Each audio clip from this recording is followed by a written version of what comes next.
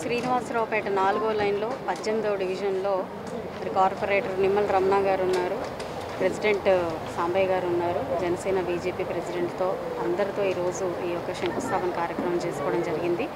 Road, drain, అదేవిధంగా water pipe line దాదాపుగా ఒక 20 లక్షల రూపాయల వర్క్ని ఈరోజు స్టార్ట్ చేసుకోవడం జరుగుతుంది. చాలా ఫాస్ట్గా వితిన్ 1 మంత్లోనే ఈ యొక్క వర్క్ పూర్తి చేసుకొని స్థానికంగా అందరికీ కాస్త ప్రశాంతత తీసుకొచ్చే ప్రయత్నం చేస్తూ ఉన్నాము.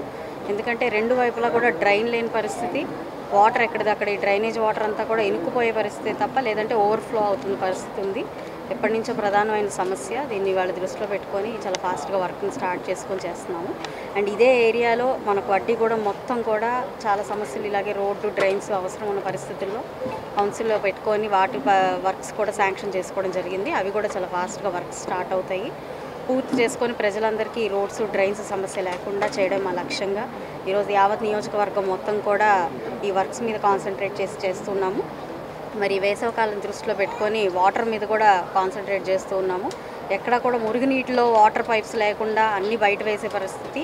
అదేవిధంగా టైల్ అండ్ ఏరియాస్కి నీళ్లు రానప్పుడు వాటి కూడా దృష్టిలో పెట్టుకొని అక్కడ కూడా వాటర్ పైప్స్ వేయించుకొని వాళ్ళకు కూడా మంచినీరు అందే ప్రయత్నం చేస్తూ ఉన్నాము. ఏదేమైనప్పటికీ నియోజకవర్గ స్థాయిలో మొత్తం కూడా వర్క్స్ ఎక్కడ ఆగకుండా ముందుకు వెళ్తున్న పరిస్థితి కనపడుతుంది కాబట్టి చాలా ఆనందంగా ఉంది.